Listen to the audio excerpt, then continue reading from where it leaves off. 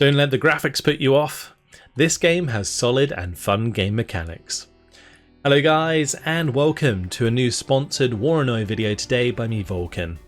Waronoi is a game that until recently fell under my radar, but I was encouraged to take a look by micropros. In this video I'll take you through the game mechanics and introduce you to this interesting RTS game. If you like it, it's currently on sale in the autumn Steam sale for the next couple of days.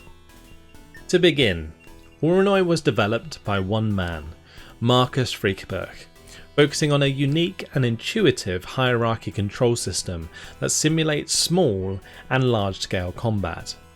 The basics are this: you have a HQ, and if it dies, you lose.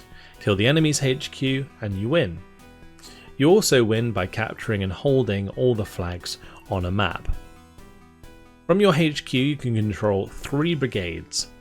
Each brigade can control 3 regiments, each regiment can control 3 companies, and each company can control 3 platoons, which themselves have 3 squads.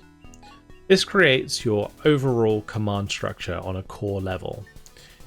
If a higher ranking unit gets destroyed, all units underneath it will rout, so you have to be really careful to keep your higher ranking units safe. Each tier can be a different type of unit, like a tank, mechanized infantry, or attack helicopter, to name a few. You can also mix and match, but it's not really optimal, I found, below a company level.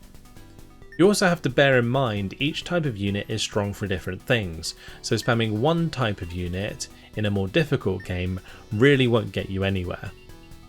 When and where you place them is also important, as units such as infantry move very slowly. There was this one mission where I made my HQ a helicopter and used it to move around quickly so that I could place infantry in dense cover. Each unit can also have traits, like amphibious, which would allow them to move over water, or the motorized ability to move fast on roads, as a couple of examples.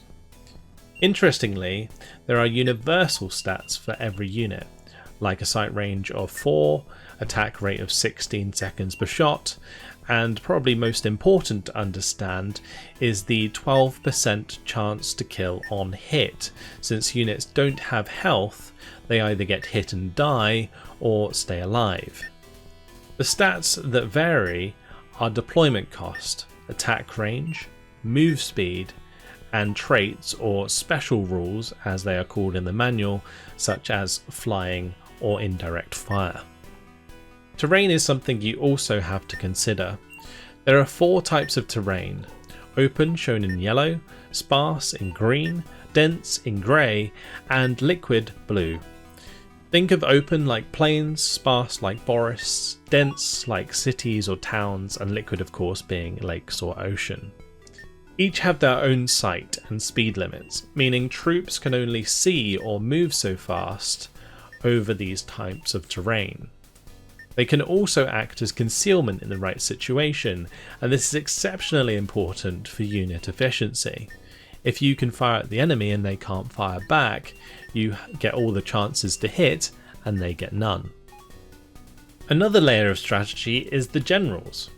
When you play a standard game, you pick a general, and then 2 more over time, which give you access to 2 units and an ability each. These need to be chosen really carefully, so you are not countered and also have all you need at your disposal. For example, you ideally want to avoid 2 generals that give you access to the same unit, although sometimes this is unavoidable, as you may be forced to compromise to get one specific type of unit that you are looking for.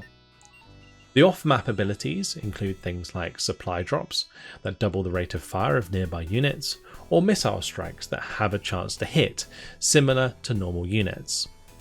These can be absolutely crucial to turn the tide in a hard-fought engagement, or even luckily snipe the enemy HQ. Moving on to the controls. I actually found they are really smooth once you get used to the keybinds, and you can optimize pretty well since you can micro your units from any level from HQ, which basically selects and commands all your units, all the way down to selecting individual squads. The game works mostly around 2 types of movement. You have the ability to directly move to a point, or fast move, which will use the fastest path for the selected units. Bear in mind, only some units can use roads to go faster. Units like tanks will just go point to point, avoiding terrain that makes them go slower.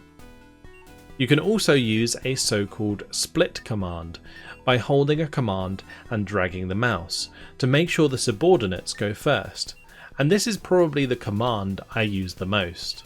It's actually really important for keeping those high rank units alive. Another thing to note is that you don't need to worry about being still for accuracy, so I barely used the stop command.